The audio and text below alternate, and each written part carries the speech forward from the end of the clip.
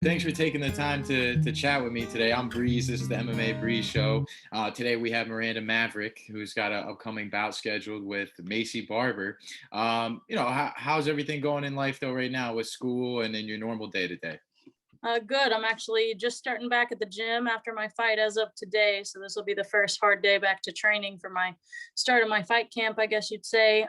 This next month is just going to be learning and adding more techniques into that tool belt. And then after that, we'll start actually buckling down and starting that fight camp. But I'm excited to do that. School's still at full tilt. So the next few weeks, I'm focused on it more than anything. Cool, cool. What are you going to school for?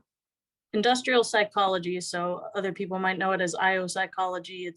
It's my focus is on the statistics portion of it, so I'm the one that goes in and not only creates tests for employees to get hired, but goes in and compares statistics to see how to make better positive outcomes for businesses like job satisfaction and productivity and things of that sort. Awesome, awesome. I know we've seen other UFC fighters in the past juggle two careers. I know Shane Carwin was an engineer himself on the side, or you could call his UFC job on the side. Just depends how you look at it. What are you looking to do upon graduation? And is that going to take away from the UFC at all, or are you looking to do both? The goal is to focus on fighting for a few years, and then once I'm done with that and too old, if I will make it big and to where my money lasts me my entire life, then I go back to a regular job because we get old at some point. You need something to go back to. Yeah, everybody could use something to fall back on. I think that's really cool that you're pursuing your degree. And how much longer do you have in school before you can fully dive in? I'm not sure about, well, I'll be done with classes within the next 6 months, possibly to a year. So this fall semester, I definitely have classes, and then I'm not sure about next spring, but I'm hoping I'll be done with actual classes this December. And then research is still going to be there. I'll have my dissertation and some testing I have to do, but classes at least will be slack, which will give me a lot more time. Cool, cool. I know you were talking about, you were excited about the change of finances coming your way and a lot of different places you were looking to move to. What are some places that excite you and would attract you to change where you are now? I'm a big family person. I'm looking forward to being back closer to family. Right now, Missouri doesn't exactly have like places I want to train for the level that I'm at or the training partners that I would want there. So been looking at different spots. I'm not going to disclose that information here because I haven't even decided yet. So I'm not going to say, but just some places that have like higher volumes of some women fighters, and then some gyms that have a little bit more training partners and more of a focus on MMA. Yeah, cool. But that'll be after school's done with, and nothing's even for sure about moving yet. I hear you. I hear you. A lot on the agenda still. I'm Mhm. down here in North Carolina. If that ever appeases you, there's a Jim O, and there's a couple lady fighters out of there in bare knuckle. I've came and trained with Hannah Cyphers quite a bit when I was down there in North Carolina for a Oh, few right, weeks. So, right on. yeah. That's cool. So you know the area then. That's where I'm. Yeah, I know. Yeah. Okay. Yeah, so right on. That's cool. I know there's a lot of different places around the map to train and a lot of different partners to capitalize on. So, well, let's chat about what got you into mixed martial arts. I know you were a wrestler on your high school team for a little bit there, and is that kind of where competition stemmed for you, or were you doing this in another discipline? Yeah, not at all, actually. Wrestling was actually supplementary after I'd already started Brazilian Jiu Jitsu. And I only did wrestling for 3 months of my life, Oh, regardless of what people are, pushed into believing, because whether it be UFC or Invicta, they're always talking about me being a wrestler. And it's pretty funny to me because I'm not at all, actually, as far as like where my background comes from, but I'm good at it. I don't think it took me long to learn. I have the build for it.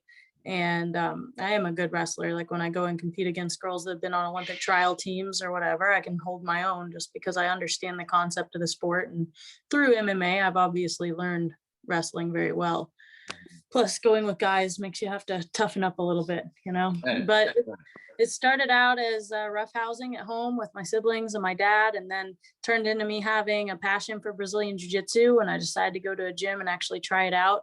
I had done sports my whole life. I've always been strong. I've always been athletic as a kid and had done a lot of sports. And I eventually found jujitsu and found that that was my passion. That's what I wanted to do with my life, and not with my life, but as a side thing. Yeah. And even when I started there, I was like, I want to get my black belt someday, at least my purple belt. Like that was always the thought process. And as time kept going on, I got to where I was about 17 and a half or so. And I watched some amateur fights and I saw these two girls fight. And prior to this, my dad had like sat on the sofa when we watched the very first ever women's fight in the UFC, Ronda Rousey versus Liz Carmouche. And he was like, you could do that one day. And I was like, I didn't even know women fought. I don't want to get punched in the face. No. And, time went on and feelings got changed. I saw some amateur fights I thought were embarrassing and told my coaches I could do better than that. And they were like, no, don't say that until you've been punched. And I was like, I've been hurt a lot worse than that before. Like, nah. And so I had my first amateur fight and kind of the rest is history. I turned pro within a year and went as far as I could, as fast as I could, and still am. That's awesome. That kind of, I have a bunch of questions that came out of that. I wanted to ask your dad, first of all. He's been obviously a big part pointing that out to you on the television on the sofa, but also he's been in your corner a lot, and he got to corner you in the UFC now. How big of a part does he play in your career, or how big of a part did he play in getting you involved in mixed martial arts? Huge. He never pushed me necessarily to go to a gym and do jujitsu or anything like that. That was solely my decision, but he was very encouraging of it. And he is the one that taught me it from a young age. We'd watch the UFC, we'd watch YouTube videos, and we weren't just wrestling around like most kids are. We were learning arm bars, we were learning proper chokes, like all this stuff, already making fun of movies and their fight scenes at the age of 7, right? Like, so I learned pretty quickly that way. And once I got into the sport, my dad was like, wow, you're doing good. Like this seems to be your thing and you're happy with it. And so let's go. I don't think he'd be near as encouraging if I had gotten hurt yet. When I got my knee surgery at the age of, I think I was 19 or maybe had just turned 20, he hated it. He wanted me to not go in the sport. He watched $1 Million Baby, didn't want me to do the sport after that. Like there's a lot of times where he's like, you're done. Nope, you're done. And then the latest scare was last June when I had that eye surgery. That was scary for me as well. Thought my life was pretty much over as far as fighting and even staring at a screen for schoolwork was concerned. But got through that, obviously, and back to fighting. That was, God's miracle. There's nothing else to that. And dad's been the most supportive person in my life. And not only that, but he's my mental coach. He's there. He's the one that's kind of guided me in every direction I go. And I like to think that in some ways he's getting to live vicariously through me and can be proud with that. He's never jealous of my success in any way, which a lot of people are, even those that are somewhat close to me. And that means a lot. That's so awesome. Thank you for sharing that. It's really cool Yeah. to hear your story and, Thanks. and the impact your pops has had. Another thing that intrigues me is coming up. You said, you're not a wrestler. I do hear people labeling you a wrestler, and I imagine you're a very good wrestler if it was just to be a wrestling match. But you credit jujitsu a lot. What do you consider your base? I know in this generation, a lot of people claim to not have a base, just to be a full mixed martial artist. Is that kind of how you look at yourself, or do you I, think grappling is where you came from? I wish I could say that I'm a full martial artist. I think I'm slowly getting there. I would call myself very well rounded at this point in my life. But as far as base, as in where I initially started, was definitely jujitsu. I've learned striking enough to where I think they're both pretty evenly matched. I can hold my own on both the stand up, the feet, the cage, wherever. So I am a martial artist now, but I never had the opportunity to start karate when I was 4 and wrestle when I was 6 and work my way up and learn them all at the same time. I didn't grow up with those exact opportunities. And jujitsu ended up being that base. I started on the ground, wrestled at home all the time. So that's what I found as my bread and butter. And my amateur career, I submitted almost everybody. And then unless I think I had the one loss, it was a decision. And then I basically was forced to do a decision in another one because I wasn't striking any. And my coaches were like, we're going to take you out of MMA and put you into kickboxing if you don't strike on your feet this fight. And so I would like go in for a takedown and I'd hear my dad say, no, no, and I'd be like, oh, and like stand back and start striking again. Um, but even my pro career, I have several submissions. It's always funny to me when I go, actually, both of my UFC fights have been against submission artists, which has always been funny. Like Liana Jojua, I think was the same belt level as me. And they were calling her this armbar submission queen or whatever. And I was like, if you look at our records, we have the exact same amount of submissions, but I guess they have to pick something to brag somebody up about. And Yeah. then And she is one of the best grapplers in the division, but even hers, like I have just about as many stats as her, you know, as far as jujitsu is concerned and experience there.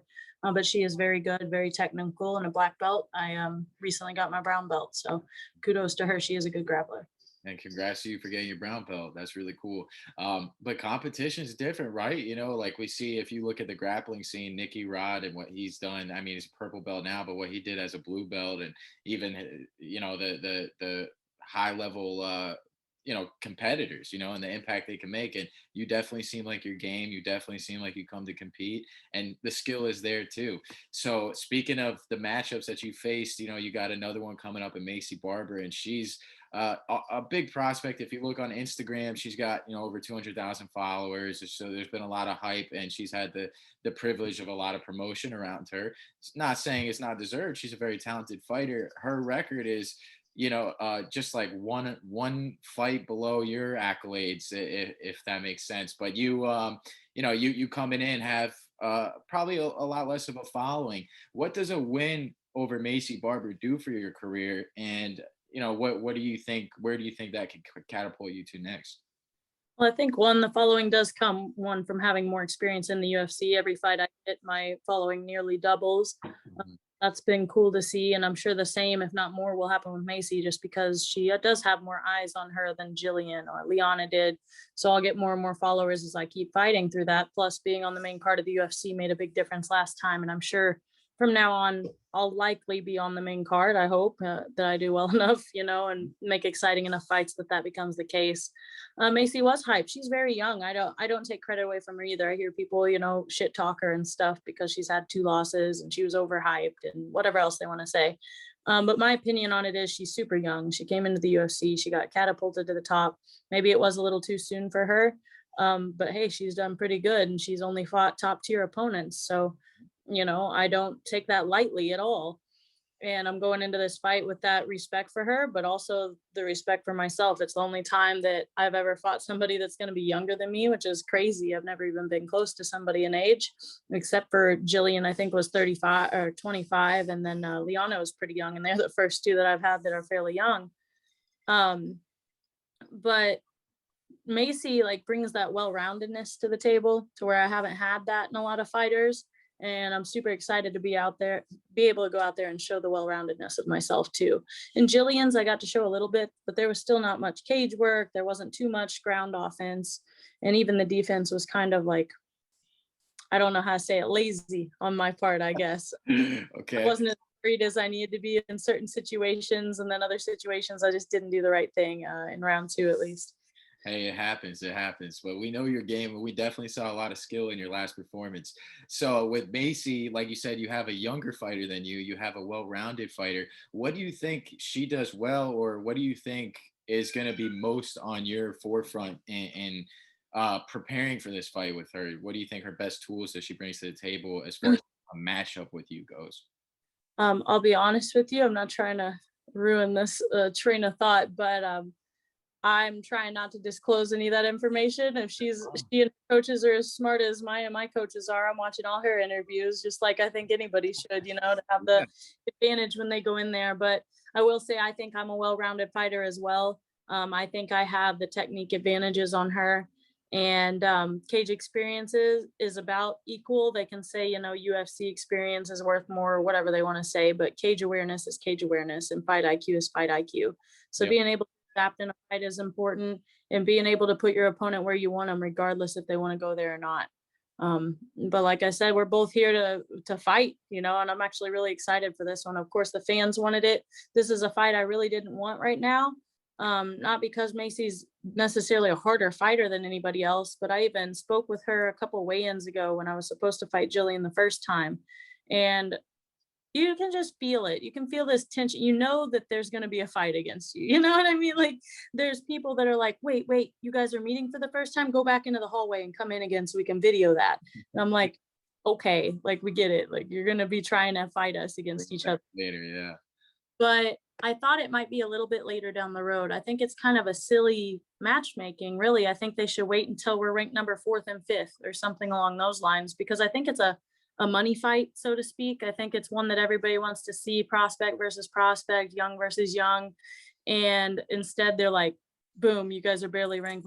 Let's do it now. And I'm like, I think it's silly to get it out of the way there. Like, let us get some of these stagnant people out of the division real quick. These older people that faces have been around a long time. Like, if they're not that good, let us test them first and then us go against each other. But Which is that's just only gonna but I definitely respect your perspective on that, because I think if you guys did take out some of those older, not as active folks on the roster, and then only thing that's gonna do is catapult you guys even higher, give you more followers, like you said, as the fights roll out, you're just getting more eyes on you. But I'll tell you, I follow a ton of MMA pages and have, like, a bunch of because I'm in the scene with the social networking, and so many people after your fight posted, like, right after your fight, the fight to make, Miranda Maverick versus Maycee Barber. So I think you're absolutely right, where it's just a hype fight, a money fight. Everybody just loved your performance, and your name got so hot real quick. And then Maycee obviously has the following right now, and even though she's coming off 2 losses, I think everybody just still gravitated towards that matchup. Speaking of yeah, losses, though, what's that? the attitude to get that MMA fan attention, it's just true. It's just part of it. And I did see them making those matchups, they tag me in them or whatever. And I'm like, oh Lord, third day, and I'm like, I told my management, I was like, this is what they're gonna try to set up. I already know it.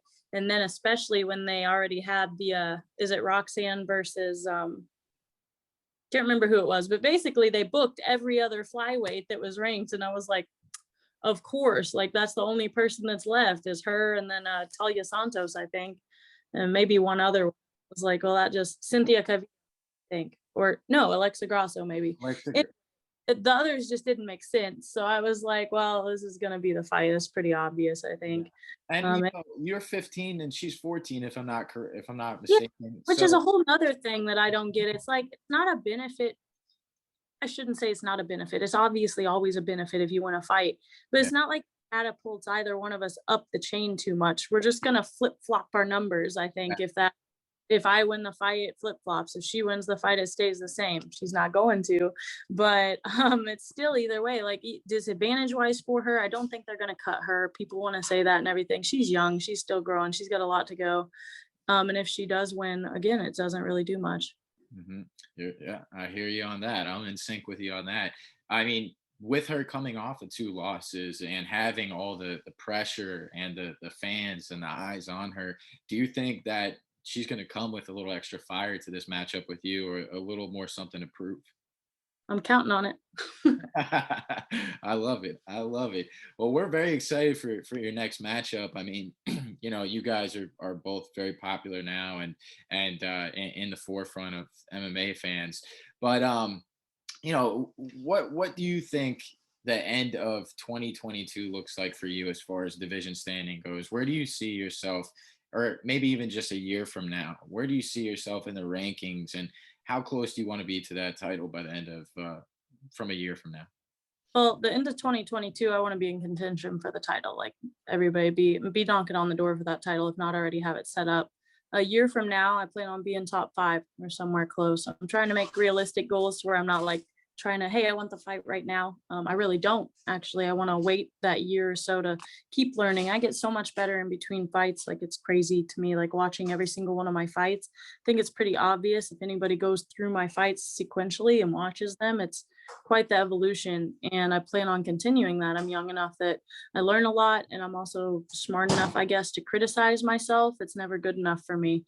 And I'll do the same with this fight and every fight after. Awesome. We love it. We love to hear that. So I always like to ask the MMA fighters that come onto my show just a couple goofy things that, as somebody who's a lifelong fan and a competitor in my own disciplines, what for you would be more gratifying to get the victory and with a submission or a walk-off knockout? I think a walk-off knockout, especially for me, because I've never done that. It's really exciting when I knock somebody down with a punch or something like that. There's just something so much more barbaric about it that makes it that much more exciting or exhilarating, I suppose. And I've knocked down one person one time with like one blow, and I ended up finishing him off with a submission, but they were already like Happens. raw punch. either way, that was exciting enough. I didn't even count it. It wasn't technically a submission finish in my mind. Yeah. But submissions in my eyes are safer for making sure you actually finish the fight. But if you can just hit somebody and walk off, knock them out, great. How is your power in practice? Are you the type that spars full throttle when you spar, or are you more on the safe side and longevity where you don't really let it rip and fly like that in practice? That has changed over the past year. So ever since my eye surgery, we've been very careful. We don't even hardly spar hard anymore. But I will say I end up hurting other people more than myself the last year or so on accident. Like, we usually throw head kicks very lightly, like, or very gentle, and every once in a while one will get through and hit somebody just right, or a punch will hit a little too hard. But we're very careful at my gym now when we spar. So there's never anybody getting like knocked out, drag out anymore. But used to be, yeah, I just get in wars with people, but you got to think about it. Like, I have guys at my gym that are much bigger than me. Like, the harder war I go, the more I'm going to get hurt. That's really all there is to it. But there's a couple people my size. I had somebody hit my hip when they like tried to duck under and do like a boxing defense, and like basically got knocked out by hitting my hip. So that was pretty funny. And like, Wow. I've kicked a couple people in the head and had a fall, but those are all, it's just not anybody trying to Yeah. hurt else. Yeah. That's terrible when gyms go and do that. Like, there's the whole old school attitude of you can get tougher, and I'm like, we've had however many years to get tough. I'm there. I got the toughness part down. Like, Yeah. I'd like to learn. And when you're going so hard in sparring, really, what's the point? Like, you're there to learn. You're not there to just get beat up. That's what fights are for. Like, they're the fun part where you get beat up and you get to recover for however long. But when you go in sparring, I think it should be a safe environment where you feel like, okay, I want to work on this one thing, and you can without getting hurt. Yeah, no, I hear you on that. It's been a big topic in the MMA community for a while now, with Dude, yeah, listening to DC and GSP and others who have been in the game and felt like the effects of it, it's just nobody should do it anymore. Like, they need to learn a little bit. There's still that old school mindset, and they want to call people snowflakes for not want to do it. And I'm like, no, no, I'd just rather not die or have brain damage by the time I'm less than 30 years old. I mean, who was it? Sean Shirk, I think, came out recently. Was it him who's been having the brain problems? And they found, I think, like lacerations, like holes in his brain. And, it just comes from, like you said, that old school mindset of just take one and give one and get tough and practice how you perform type thing attitude. But, I think with people like you and Max Holloway and some of the younger folks that are leading the charge of changing that culture is really cool to see, because we want to see people around for a long time, not just a Yeah, few times. that but people are like, well, there needs to be that intensity. And I'm like, there's a difference. You can have intensity and speed without throwing power behind it. That just comes from experience, I think. Like, you get new people into the gym. Like, I try to avoid them now, I'll be honest. Ever since I signed with the UFC, I kind of avoid going with the new people. But before that, I guess you would say, like, I was the one who loved going with the new people, because I was like, I get to show them what's up, show them a girl can work, kind of thing. And now it's like, one, you got to be careful, but two, they do not know how to spar. So they're just going with people that are half their size, and they're like, sorry, didn't mean to. And it's like, yeah, you did. Quit. But they're in survival mode, which is why you have to have a coach there, like, paying attention and, being able to separate those people. Yeah, absolutely. I agree. I agree with all that. I mean, what about your sparring? Well, I know you don't want to really disclose stuff like that, so I won't ask anything about sparring or preparation with this next coming bout. But what excites you most about Maycee? Like you said, she's a dynamic fighter. She's younger than you. She brings a lot to the table. She's got a big following on Instagram. What are you most juiced up about this fight with? Her aggression. I'm really excited to face somebody else who has kind of that same pressure that I bring to the cage. And also, she's another, I keep saying this, she's another father-daughter duo. I plan on showing her up with that one. That- okay, this one's for the dads. I like it. I like it. All righty. Well, hey, look, I know you got a lot going on. It's first day back to practice, so I won't keep you too long. I appreciate you spending the last half hour with us on the show. Thanks for coming on. Good luck with your fight with Maycee. We'll be tuning in, and hopefully we can have you back on the show soon. Hopefully. Thank you so much.